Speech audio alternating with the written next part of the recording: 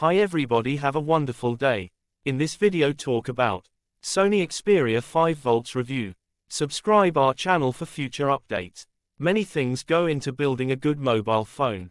The right components, performance and features, a screen with good color, contrast and brightness, a camera that gives you reliable images in many situations, good mobile signal and Wi-Fi reception, and well thought out systems, apps and interfaces.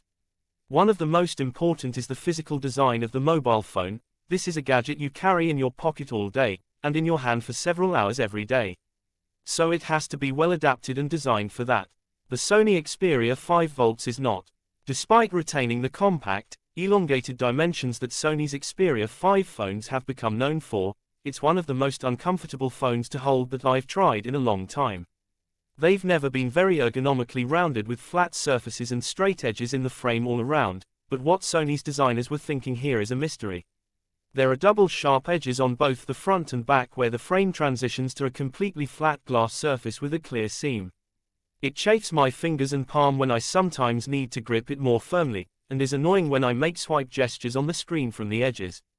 In the Xperia 1 volt, similar edges worked better, as it was designed more for two-handed use and had ribbed sides for a firm grip.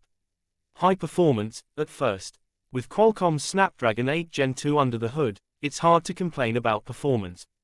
Everything from games to heavy apps and multitasking runs smoothly. For short-term high-intensity tasks, it's one of the fastest phone I've seen. It seems that the immediate heat dissipation from the processor cores is particularly effective. Unfortunately, this also means that the entire mobile phone becomes uncomfortably hot to grip if the high processor and graphics load lasts for more than 5 minutes. Then there can also be significant throttling. In a stress test of the graphics, it loses almost 40% performance in 20 minutes. You get 8 GB of RAM and 128 GB of storage on the only model available. The latter won't be enough for most people, but it is expand with more storage, as there is a micro SD card slot in the SIM card slot. You have room for a physical nano SIM card, and the phone also has support for eSIM. Connections using either Wi-Fi 6E or 5G are stable and fast, though it's not clear if the phone will ever be updated to support the latest, at the time of writing, Wi-Fi 7 standard. Classic Xperia features. You can choose between 3 colors for the phone: matte black, light gray and a muted gray-blue model. There's not much to say about the look, it's pretty much anonymous, and none of the color choices stand out. On the back, a Sony logo is etched into the glass surface, and in the top left corner, a relatively small 2-lens camera body sticks out an extra millimeter. You'll find several typical Sony details elsewhere on the phone. At the top, you'll still find the classic 3.5mm audio jack for wired headphones. On the bottom, the SIM card slot that can be pulled out without a pin. And on one long side, small volume buttons, plus a fingerprint sensor built into the power button. There's also a separate shutter button for the camera. The front is also very Sony. The unusually wide 21:9 screen has neither softly rounded corners nor selfie camera holes, unlike almost every other phone these days. While the bezels are slim, there needs to be room for both a selfie camera and front-facing stereo speakers either side of the screen. This makes the phone even longer than it would otherwise be, though still easier to use one-handed than most handsets. Smart interface, few updates. Sony's software here is the same as in other 2023 Xperia phones.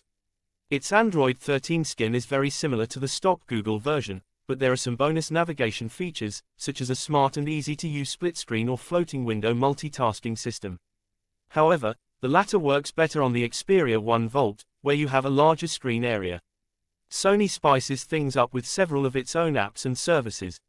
One is called Bravia Core, which provides access to selected films from the Sony Pictures catalog, and another is Music Pro, a multi-track audio recorder linked to an AI and cloud-based mixing and mastering service that you have to pay extra for. What? Sony isn't so generous with its Android updates.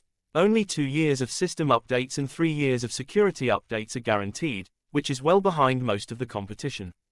But image quality is a key strength of the Xperia 5 volts. There's the same high quality of colors here as in the Xperia 1 volt, with a BT.2020, also known as Rec. 2020, color gamut that's even better than DCI-P3. Alongside 10-bit color depth and HDR-optimized video, it makes for an amazing film experience with the right content. Or, as amazing as it can be on such a small screen. The brightness of the screen is simultaneously good and bad. Basic brightness, which you can adjust manually, is up to almost 800 nits, which is unusually high. And for the most part, that's good enough for both indoor and outdoor use. But with auto brightness turned off, it's very obviously lacking intensity, and struggles in direct sunlight. Excellent camera, but the zoom is missing. A recent trend is for mobile phone manufacturers to borrow credit for their cameras by collaborating with well-known camera manufacturers. Sony doesn't have to do that, basing its mobile cameras on its own XMOR sensors and importing features from its own Alpha system camera platform. However, Sony uses Zeiss optics in its mobiles, which is written in fine print under the main sensor. The Xperia 5V has received the same camera upgrade as the Xperia 1V, with a new XMOR RS sensor in the main camera for this year, with 48MP instead of the previous 12. The difference is that it's then just a wide-angle camera, and you don't get the top model's telephoto for optical zoom. That makes it a little more limited in use, but anything that doesn't involve zooming makes the Xperia 5V just as good. A wide dynamic range, pleasantly natural color reproduction, fast and accurate autofocus and good low-light shooting capabilities. It maintains color balance and dynamics with minimal noise.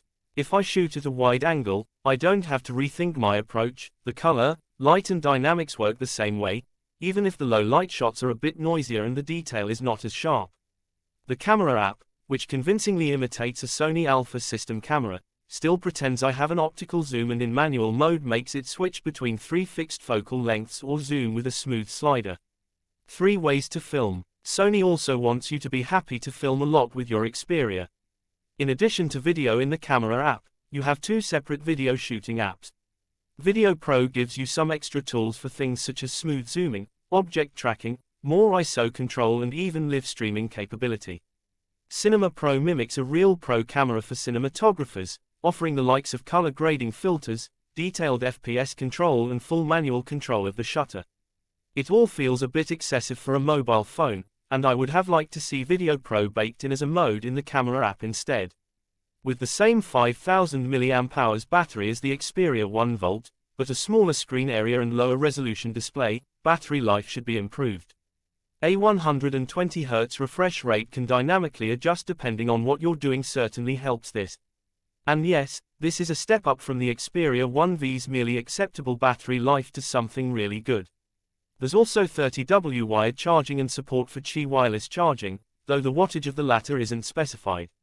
Neither wired nor wireless chargers are included, so you'll have to find one with the right power and charging standard. Luckily I had that available, and with it I can fill the battery to just under 50% in half an hour. A full charge then takes a further 50 minutes. It's not a deal breaker for most people, but not on par with many other top phones that charge much faster. You don't have the ability to quickly plug in for 5 minutes before running to the bus, and then have enough power for a few hours on the go. Specifications. Product name, Sony Xperia 5V. System, Qualcomm Snapdragon 8 Gen 2. Memory, 8GB. Storage, 128GB. Display, 6.1-inch AMOLED, 1080x2520 pixels, 120 Hz. Cameras, 48 megapixel plus 12 megapixel wide angle with LED rear, 12 megapixel front. Communications, 2 grams, 3 grams, 4 grams, 5 grams, Wi-Fi 6E, Bluetooth 5.3, GPS, NFC. Connections, USB 3 Gen 2 Type-C, 3.5mm headset. Operating system, Android 13 with Xperia UX, 4 years of updates. Other, dual SIM, side fingerprint reader, water-resistant, IP65, IP68. Battery, 5000 mAh, 22 hours video streaming, max brightness, 60 Hz, 14 hours 72 minutes mixed use, PC Mark Work 3.0, 200 candelas per square meter brightness, approximately, 38 hours of calls, 4G. Battery charging, 30W USB, PD 3.0, PPS, 0 to 26% in 15 minutes, 0 to 47% in 30 minutes, wireless charging, Qi, charger not included. Size, 15.4 by 6.8 by 0.86 centimeters. Weight, 182 grams. This article was originally published in Swedish on M3. Thanks for watching this video. For more updates, touch with us. What you think about Sony Xperia 5 volts, comment.